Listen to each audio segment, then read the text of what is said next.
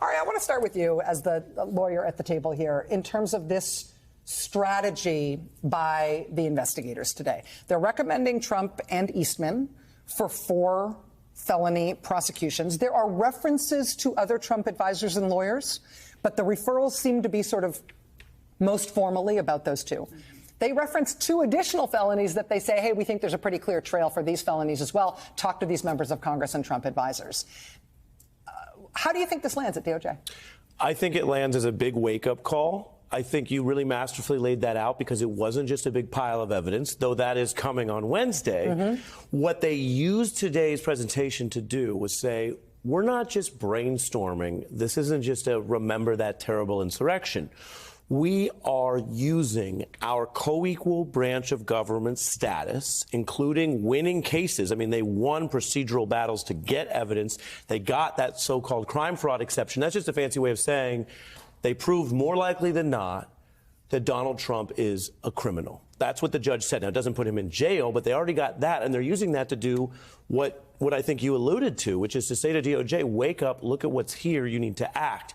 Another point is, I think sometimes when we tell everyone the truth that technically DOJ isn't required to act, that is true. Everything we've said about that is true, and we want everyone to understand there's no automatic here. But that doesn't mean that this has no impact. You cited the record, about 50%. They've, in this case and probe, already referred 4 people, 2 of them indicted, one of them convicted going to jail, Bannon, the other, Mr. Navarro, you mentioned, who talked openly about the coup in interviews here on MSNBC, awaiting trial soon. Now, part of what I think the committee is saying to the country and DOJ is, whatever you think of those 2, do you think the incumbent president's more important than that?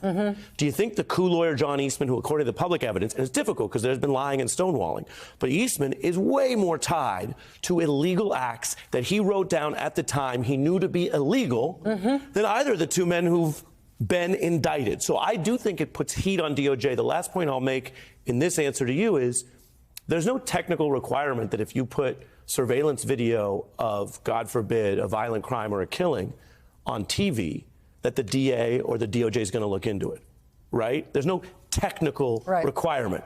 But boy, when they get public evidence of a crime, the first thing they do is start interviewing people, investigating it, and looking at subpoenas if they can find it to be real. So no, it doesn't require it.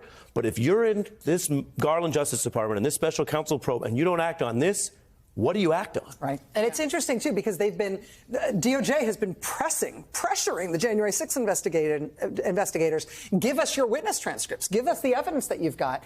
And it's been interesting to watch these investigators say, no, you don't get them. You're working on a parallel track. We've got our own job to do. You can wait and get it when the rest of the public gets it. Yeah. Well, now they're getting it with a special counsel in place and no, Justice Department rule that says that Trump can't be indicted the last time somebody looked at something like that.